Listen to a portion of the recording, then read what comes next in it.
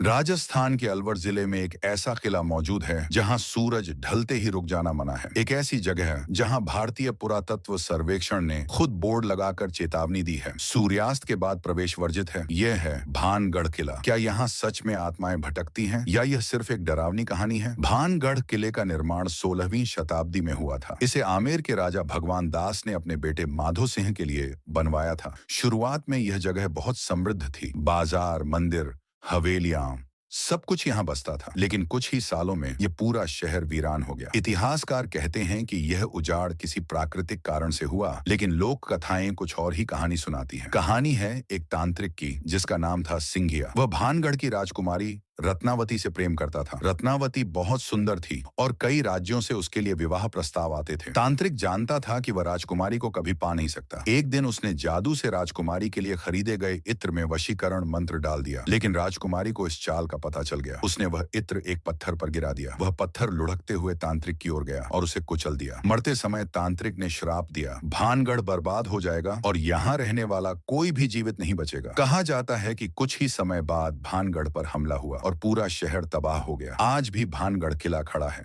टूटी हुई दीवारों और खामोश गलियारों के साथ। आज भी भानगढ़ किले में सूरज ढलने के बाद जाना मना है। स्थानीय लोग दावा करते हैं कि रात में यहाँ से चीखने और रोने की आवाजें आती हैं। कुछ लोगों का कहना है कि उन्होंने यहाँ परछाइयां चलते हुए देखी हैं। तो कुछ कहते हैं कि जो भी रात में रुका वह कभी वापस नहीं आया। हालांकि वैज्ञानिकों और इतिहासकारों का मानना है कि यह सब अंधविश्वास है। उनके अनुसार किले के उजड़ने का कारण युद्ध और पानी की कमी था। लेकिन सवाल अब भी वही है, अगर यह सिर्फ एक कहानी है तो फिर सूर्यास्त के बाद प्रवेश पर रोक क्यों? भानगढ़ किला आज भी खड़ा है, टूटी हुई दीवारों और खामोश गलियारों के साथ। दिन में यह एक ऐतिहासिक धरोहर है, लेकिन रात में यह बन जाता है भारत की सबसे डरावनी जगह। क्या आप यहाँ सूर्यास्त के बाद जाने की हिम्मत करेंगे? अगर आपको ऐसी ही सच्ची और रहस्यमयी डॉक्यूमेंट्री देखना पसंद है तो चैनल को सब्सक्राइब करें और कमेंट में बताएं, क्या भानगढ़ सच में भूतिया है या सिर्फ एक कहानी?